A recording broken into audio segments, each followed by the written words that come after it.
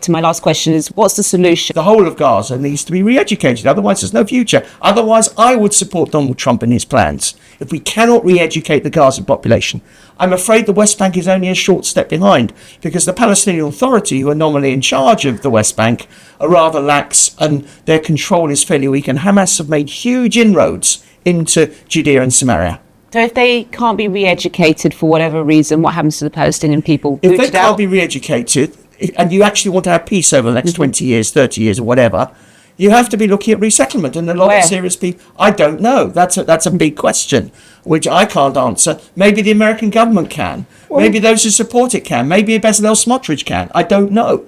But the point is they have to be able to learn to live with Jewish neighbours. If they can do that, all will be well. Imagine that the Jews would be thinking of mass ethnic cleansing and mass murder and genocide, because if they refuse to go, if they refuse to be educated, are they then, bombed to smithereens? In which case, in a few years, there'll be no Israel. So they know that. Only way is for a powerful Israel, a fully militarized Israel, living with an equally peaceful, totally autonomous, demilitarized Palestine. The re-education point is fundamental, but in terms of statehood, there is another answer. There is, in terms of re-education, that's something that can be negotiated. No, it can't be negotiated. It has to be done. This is going to sound very sugar-coated, but bear with me, is that if people on both sides could acknowledge the sanctity of human life. Of course.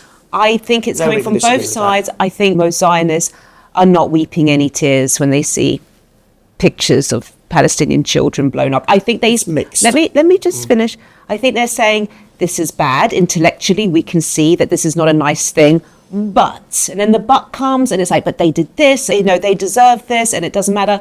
And I think the same with a lot of Muslims. Intellectually, they're going to look and say, this is wrong, it's against Islam. We're not allowed to kill women and children. This is very bad. But I don't think they're shedding any tears, most of them.